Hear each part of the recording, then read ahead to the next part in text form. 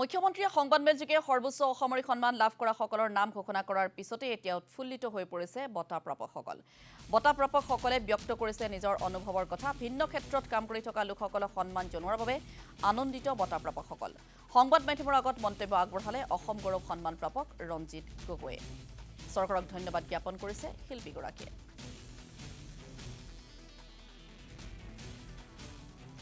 প্ৰথমতে অসম চৰকাৰক এই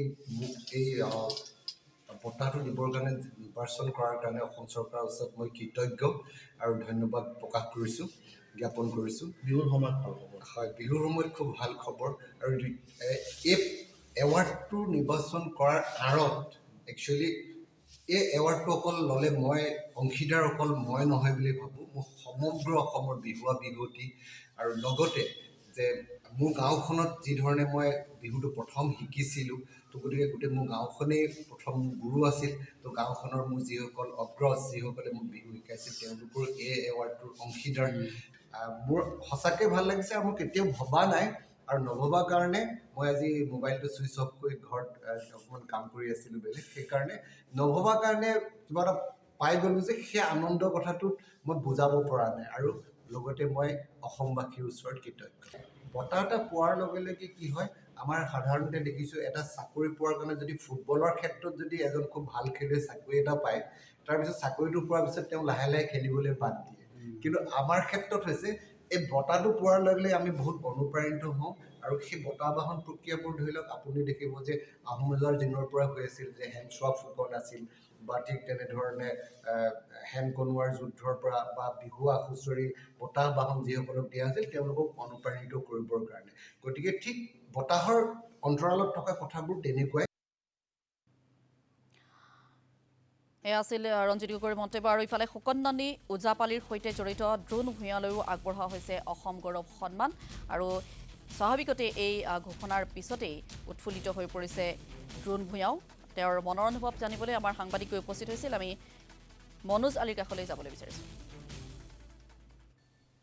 ইতিমধ্যে ৰাজ্য চৰকাৰে ঘোষণা কৰা যি অসম গৌৰৱ বঁটা পাবলৈ সক্ষম হৈছে দৰঙৰ এগৰাকী একনিষ্ঠ লোকশিল্পী, যিগৰাকী শিল্পীয়ে উৰেটো জীৱন কৃষ্টি সাধনাৰ সৈতে জড়িত হৈ আহিছে, ওজাপালিৰ সৈতে জড়িত হৈ আহিছে। আৰু সেইগৰাকী শিল্পীৰ বাসগৃহত উপস্থিত হৈছোঁহি আৰু তেওঁক পোনপ্ৰথমে শুভেচ্ছা জ্ঞাপন কৰিছোঁ, যিহেতু ইতিমধ্যে ৰাজ্য চৰকাৰে ঘোষণা কৰিছে অসম গৌৰৱ বঁটা। আৰু সেই বঁটা আজুৰি আনিবলৈ সক্ষম হৈছে।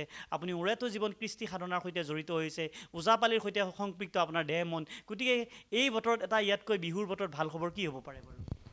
ভাল খবৰ মানে অতি ভাল। আৰু কলাগুৰু বিষ্ণুৰাভা বঁটাখন মই পাইছিলোঁ আৰু চৰকাৰে মোক দিছিলে।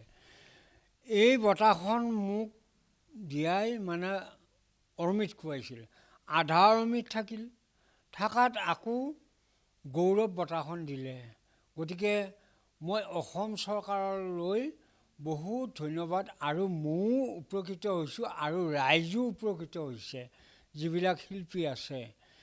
তাৰ কাৰণত মোৰ একেবাৰে আনন্দিতৰ বাকী নাই। এইখিনিয়ে মোৰ কথা। আৰু পৰজন্মৰ বা যিবিলাক উঠি আহিছে ওজাপালিকে আদি কৰি চেৰাধক মহকুদা নাঙেলি চেওঁচাপৰি ইত্যাদি, এই 28টা কৃষ্টি জানো এনেকৈ আগবাঢ়ি যায় বুলি মই কামনা কৰিলোঁ। এইখিনিয়ে মোৰ আশীৰ্বাদ। আৰু মই ক'বলগীয়া, আৰু অসমৰ চুকে কোণে যিমান শিল্পী আছে তেওঁলোক জানো বহুত গৌৰৱান্বিত হয়, বহুত ওপৰলৈ যায়। তাৰ কাৰণত মোৰ সকলোলৈ এটা মোৰ আশীৰ্বাদ আছে। এই আশীৰ্বাদৰ ফলত জানো তেওঁলোকে প্ৰত্যেক কৃষ্টিয়ে একোখন বঁটা পায়। তাৰ কাৰণত মোৰ আশীৰ্বাদ। এটা কথা জানিব বিচাৰিম আপোনাৰ পৰা, আপুনি যিহেতু উঠি অহা প্ৰজন্মক এতিয়াও ওজাপালিৰ প্ৰশিক্ষণ দি আহিছে, আপুনি বিনামূলীয়াকৈ আপোনাৰ ঘৰখনতেই এনেধৰণৰ এটা আখৰা আপুনি দি আহিছে। গতিকে এই কৃষ্টিবিদৰ সৈতে অলপমান বৰ্ণনা দিব নেকি, যিটোৰ কাৰণে আজি আপুনি এই স্বীকৃতি বহন কৰিবলৈ সক্ষম হৈছে? দিম। আৰু চেৰাধক মহকুদা নাঙেলি, থিয় নাম, চেওঁচাপেৰি, ঢেপাঢুলীয়া আৰু ইত্যাদি যিমানবোৰ অসমৰ বাহিৰত যাব লাগে, ইয়াতে আখৰা কৰি ইয়াতে প্ৰশিক্ষণ লৈ বাহিৰত যায়। আৰু যি ওজাপালি দেওধনীটো শিকাব লাগে আৰু মই নিজে শিকাওঁ।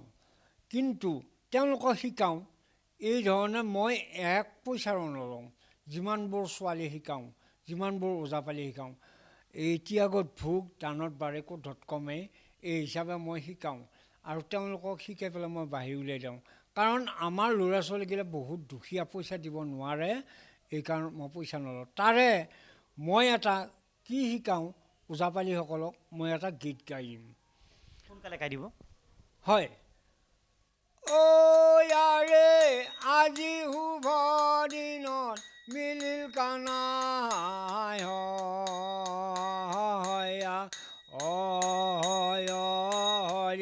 অপানে বন্ধু আনা ৰে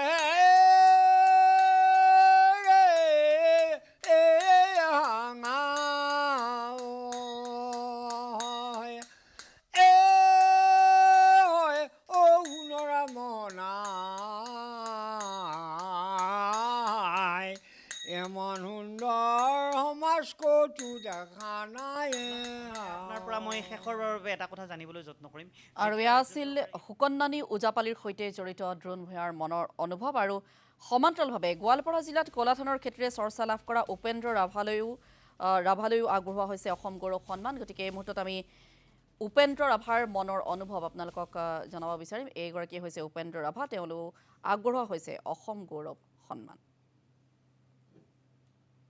আৰু এই খবৰখিনি পোৱাৰ লগে লগে মই ইমান আনন্দিত মই প্ৰথমে আমাৰ অসমৰ মুখ্যমন্ত্ৰী ডক্টৰ হিমন্ত বিশ্ব শৰ্মা দেৱক এই ভোগালী বিহুৰ শুভেচ্ছা জনাৰ লগতে যিহেতু মোক অসম গৌৰৱ বঁটা এই প্ৰদানৰ কাৰণে নাম ঘোষণা কৰিল সেইটো ফালৰ পৰা মই ধন্যবাদ যাচিলোঁ এতিয়া এই কলাথানৰ যিটো চাউলখিনি আমি অকল অসমতে সীমাবদ্ধ নাই অসমৰ উপৰিও আমাৰ এই ভাৰতৰ বিভিন্ন ৰাজ্যত মুম্বাই টাচ হোটেল এইফালে তামিলনাডু কেলকাতা হিমাচল প্ৰদেশ ৰাজস্থান ইয়াৰ উপৰিও বিদেশত ডুবাই লণ্ডন নিউজিলেণ্ড এইবিলাক ঠাইত আমি ৰপ্তানি কৰি আছোঁ বৰ্তমান